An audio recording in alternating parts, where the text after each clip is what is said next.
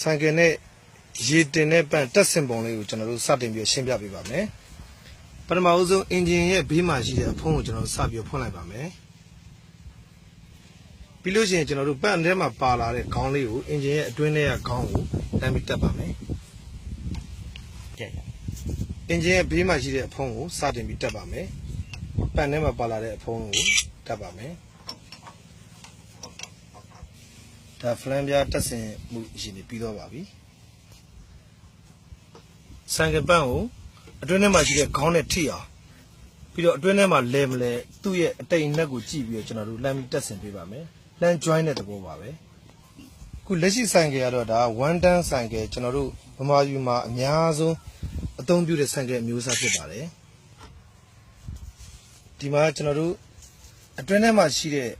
နှက်ကောင်းနဲ့အပြင်မှာရှိတဲ့နှက်ကောင်းချိတ်ဆက်မှုကိုကျွန်တော်စနစ်တကျတက်ဆင်ရပါမယ်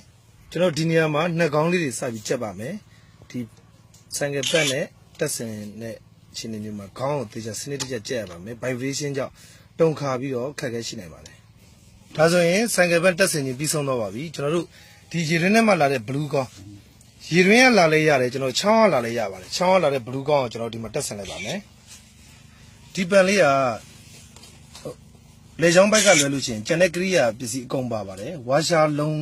အောင်စနစ်တကျတက်ပါမယ်အကုန်လုံးပါပြီးသားဖြစ်ပါတယ်ပန်းရဲ့အတွင်းထဲမှာအကုန်ပါပြီးသားဖြစ်ဘလူးကောင်းလည်းပါပါတယ်လေချောင်းပိုက်တာမပါခြင်းဖြစ်ပါတယ်ဒါကိုစနစ်တကျနဲ့လေးလုံးတက်ဆင်ပါမယ်ဒါဆိုရင်ကျွန်တော်ဘလူးကောင်းနဲ့ဒီလေချောင်းပိုက်နဲ့တက်ဆင်ပြီးဆုံးတော့ပါပြီဒီရဲ့ထိတ်မှာကျွန်တော်နှစ်လက်မအဝင်နှစ်လက်မအထွက်ဖြစ်ပြီးတော့ကျွန်တော်တို့ဒါဆိုလို့ရှိရင်အထွက်ပိုက်ကိုရေ pressure လူကျင်တဲ့လူတွေလူချင်းတို့ပေ900လောက်ထိကိုကျွန်တော်တွန်းနိုင်ပါတယ်လီဗာတင်တော့ရပါတယ်လောလောဆယ်တော့ကျွန်တော်တို့တော့ဆိုင်ကယ် slowly နဲ့ပဲကျွန်တော်တို့လုပ်ပါတယ်ဆိုင်ကယ်တောင်းစုပ်နေတယ်ဆိုရင်တော့ကျွန်တော်တို့ဒီဘက် run လို့ရပါတယ်ခင်ဗျာကျွန်တော်ဒီနေရာမှာတစ်ခုပြောပြပါမယ်ဒီကလို့ရေမရှူဘူးဆိုလို့ရှိရင်သူကရေထွက်မှာမဟုတ်ပါဘူးရေရှူရမှာဖြစ်ပါတယ်ဒီဂီယာကိုလည်းလုံးဝတိုးစရာမလိုပါဘူးဒါကျွန်တော်တို့ရေရှူနီးပါခင်ဗျာရေရှူတဲ့အခါကျတော့ဒီလိုလေးထွက်လာပါလိမ့်မယ်ဟုတ်ကဲ့ကဲကျွန်တော်ဆိုင်ကယ်ကိုလုပ်ပါမယ်ဒီနေ့ထွက်လာပါပြီ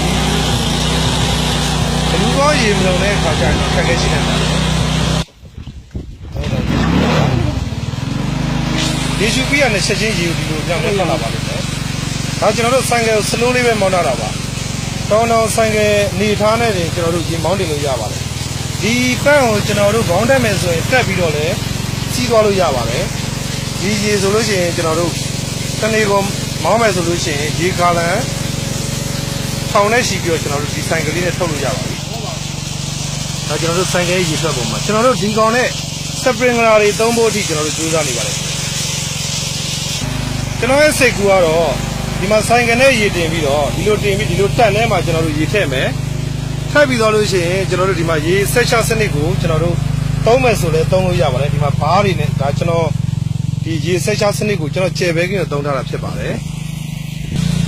ဒါဆိုလို့ရှိရင်ကျွန်တော်ဆိုင်ကယ်ပတ်နဲ့ပတ်သက်ပြီးတော့ကျွန်တော်တို့နေပြည်တော်တက်ကုန်းမြို့ငွေရစ်ရွာမှာကျွန်တော်နာမည်ကိုမျိုးစောနာမည်နဲ့ကျွန်တော်ရောင်းချနေပါတယ်ဖုန်းနံပါတ်က797691300ဖြစ်ပါတယ်ခင်ဗျာကျွန်တော်တို့ဒီဆိုင်ကယ်ရဆိုလို့ရှိရင်ခုစဉ်ဓာတ်ဆီလက်ဆွဲအင်ဂျင်လေးတွေနောက်ကိုကျွန်တော်တို့ရေထွက်နေတာကိုတွေ့ရပါတယ်ဒီပြန်ပိုင်းနဲ့ကျွန်တော်တို့ဒါပေါ့ပါစွာနဲ့တည်ယူသွားလို့ရပါတယ်ခင်ဗျာဟုတ်လား